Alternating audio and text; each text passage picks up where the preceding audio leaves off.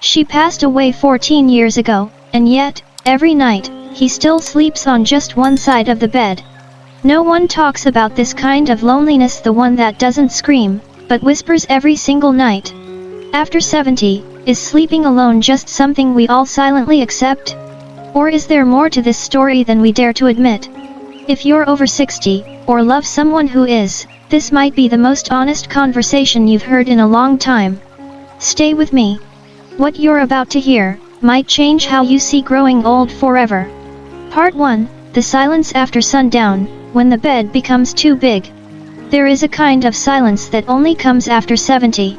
It's not the quiet of a peaceful neighborhood. It's not the hush of a restful night. It is the silence of absence. Of space once filled, now empty. Of a bed too big for one body, and 1,000 memories. After a lifetime of partnership, or even the deep companionship of shared routines, something changes when night falls and the world closes in. There's no more voice from the other pillow. No gentle tug of the blanket from the other side. No soft whisper of good night before the light switches off. This part of aging is rarely spoken about. Because it's not about illness. It's not about finances.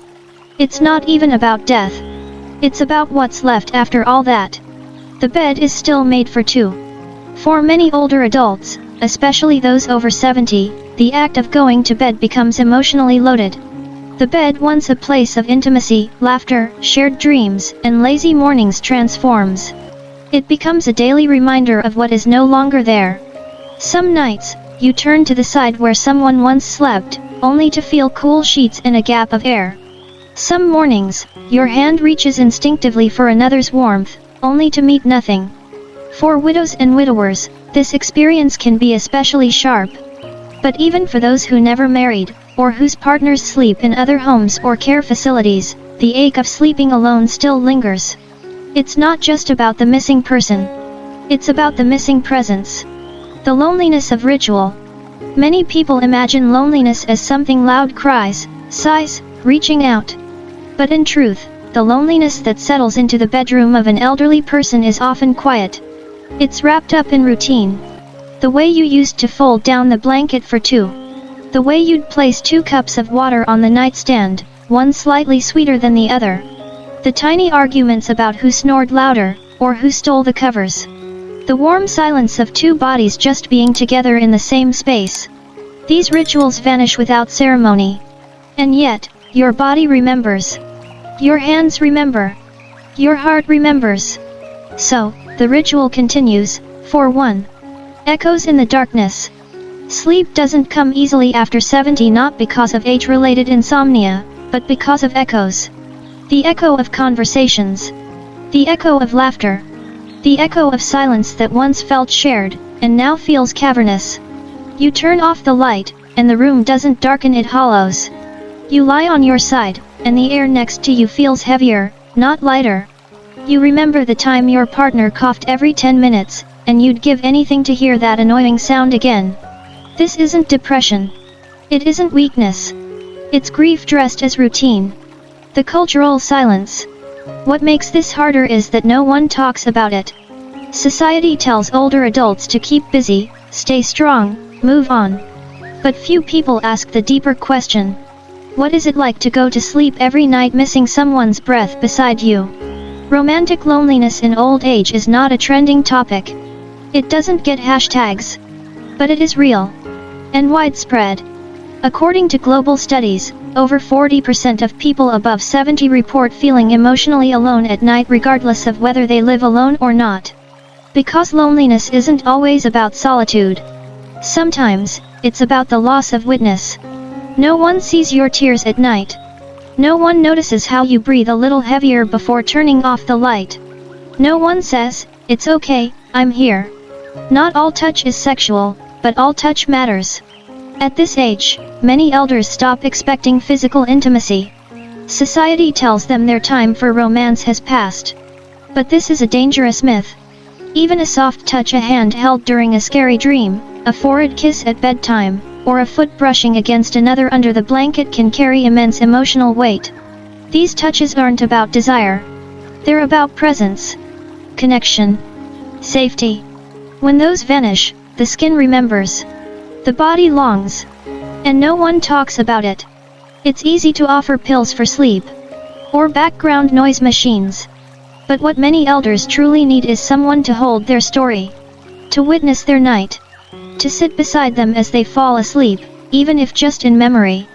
The ghost beside us. For some, the missing person never quite leaves. The bed still holds the shape of a lost spouse. The pillow remains fluffed just the way they liked. The scent of their shampoo lingers in the linen, long after the bottle ran dry. These aren't signs of madness. They are signs of deep love and deep adjustment. Grief is not a storm that passes. It's a season that returns nightly, especially in the quiet space of bed.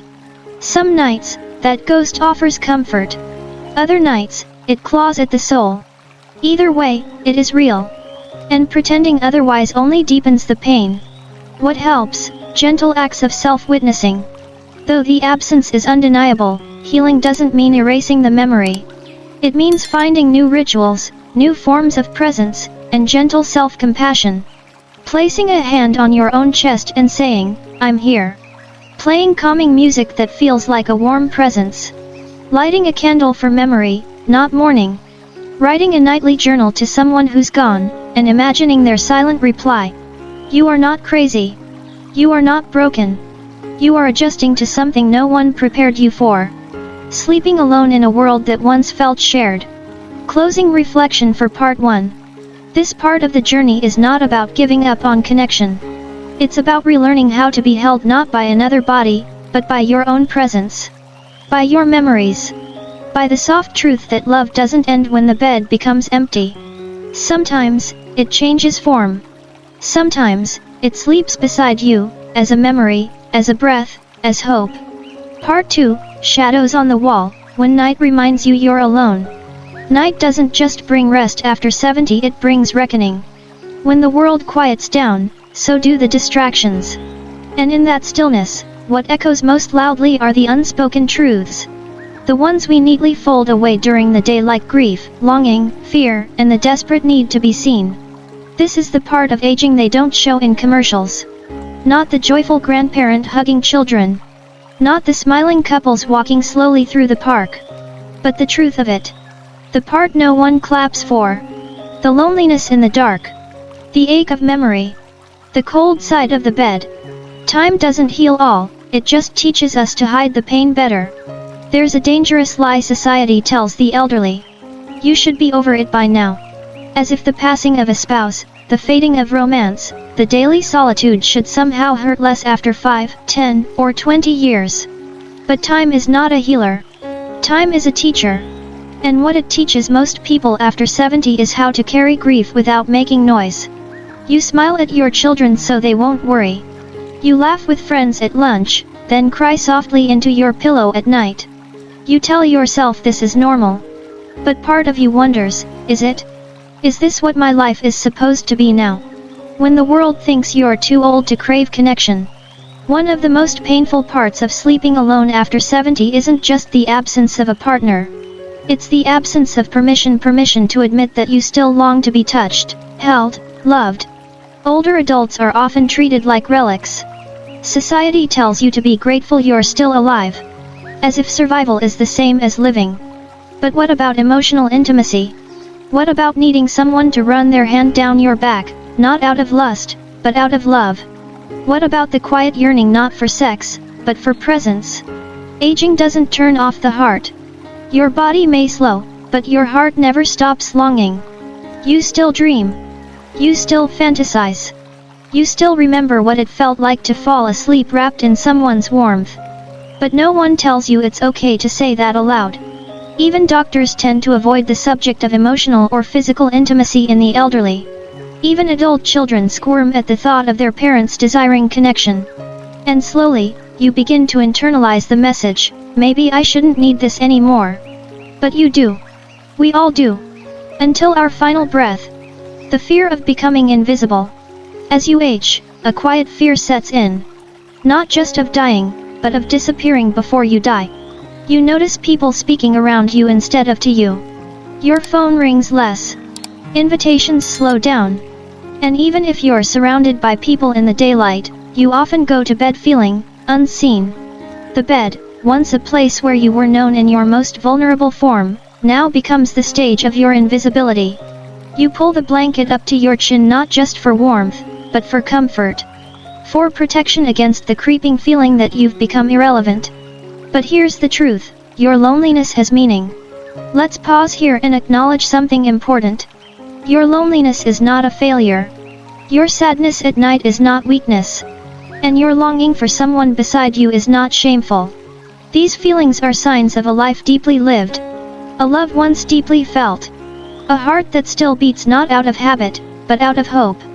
You are not broken because you miss someone. You are human because you still care. Is there a way to sleep alone without feeling lonely?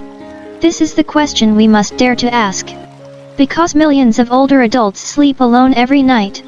And not all of them suffer. Some of them have discovered quiet rituals of self-connection. Some have created new relationships, not to replace the old, but to complement them. So, what helps? Here are gentle, proven ways older adults have found comfort in the darkness. 1. The power of pillows. Yes, this may sound simple. But placing a body-sized pillow beside you can offer real psychological comfort. It mimics presence. And sometimes, our skin just needs contact, even symbolic. 2. Create a nightly dialogue. Before bed, speak aloud, yes, aloud to the person you miss. Or to yourself. Or to God. Let your heart empty, like pouring warm tea into a waiting cup. Silence hurts more when we bottle everything up. 3. Warm light, warm heart.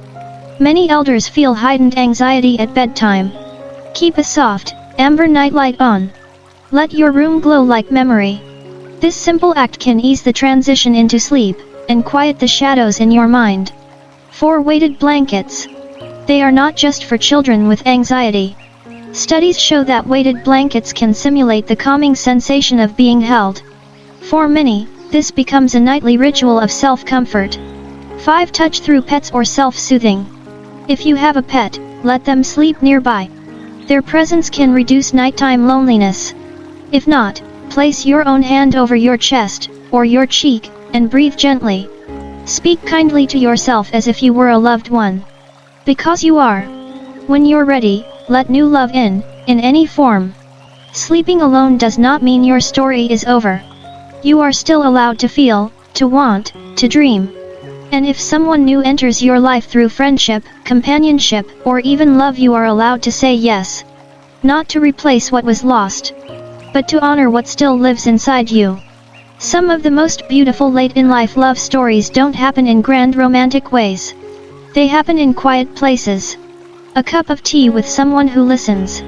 A slow dance in the living room. A shared blanket during a cold night. Don't shut the door.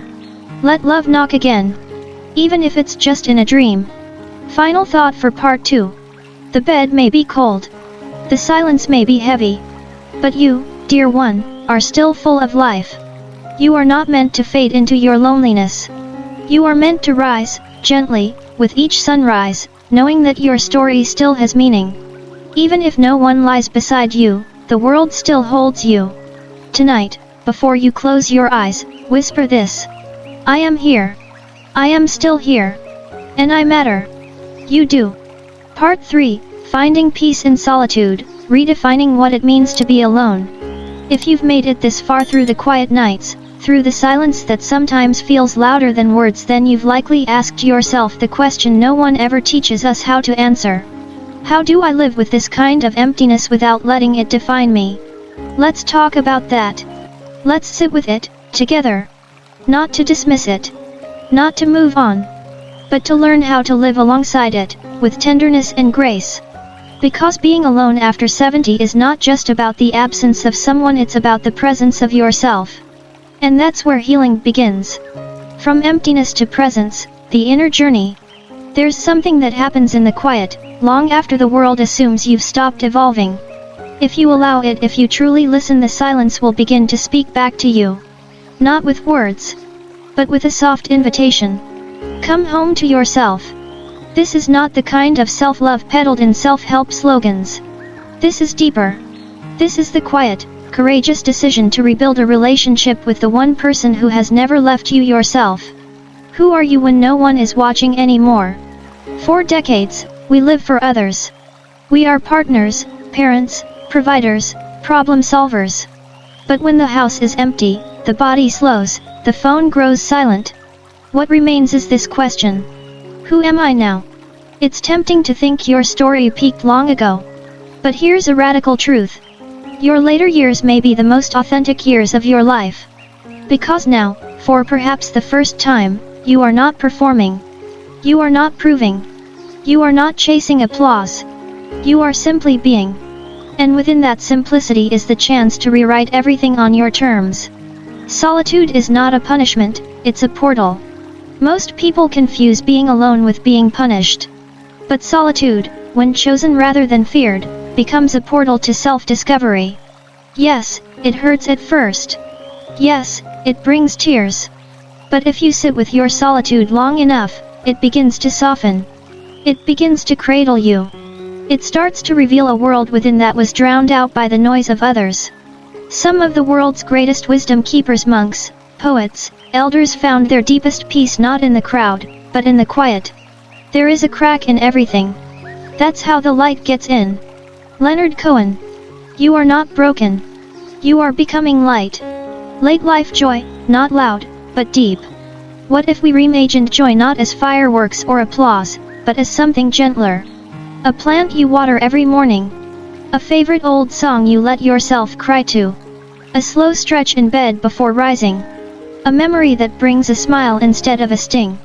A new friend met over tea, not romance. Late life joy is different. It doesn't shout. But it stays. And when you stop chasing the joys of your youth, you begin to feel the ones right under your feet. Reconnecting with others, slowly, but meaningfully. You do not have to remain isolated. Connection may look different now, but it is still possible. Still necessary. Still sacred. Here are real, practical ways older adults are rediscovering connection. 1. Circles of listening. Look for community groups that aren't built around activity but around listening. Story circles, grief support, elder wisdom forums. These are not about performance. They're about presence. 2. Mentorship, not just friendship. You may not find a new soulmate, but you can become a soul guide. Younger people crave wisdom. And you, perhaps more than anyone, have it. Start small. A letter. A conversation. A shared memory. 3. Volunteer roles where you're needed. Places like hospitals, schools, and shelters often need elders not just for help, but for grounding. Being of service doesn't erase loneliness, but it gives it purpose. What about intimacy? Yes, even now. Let's be honest. Physical touch still matters. And even if love doesn't return in the form of romance, it can return in other ways. Cuddling with a grandchild on a Sunday afternoon. Holding hands with an old friend at a funeral. Letting a pet fall asleep on your chest. Touch doesn't need to be sexual to be intimate. It just needs to be intentional. If you're brave, let yourself express your need for it. Many older adults share this same quiet yearning, but few speak of it. You are not alone in wanting to be held. Spirituality, the anchor in the empty room. For many in their 70s and beyond, the body begins to decline but the soul rises. Whether you follow a formal religion or simply believe in something greater, now is a powerful time to deepen your spiritual life. Not out of fear of death, but out of reverence for life. Light a candle before bed. Say a quiet prayer not for things, but for peace. Speak to those you've lost. Feel their presence. Let memory become a form of reunion. In the stillness of night, the soul hears what the world drowns out. Let it speak. The bed is empty, but you are not. Let us return to the image where we began. A bed with only one side touched. A pillow that hasn't been shared in years. A nightstand with just one book, one glass of water, one pair of glasses.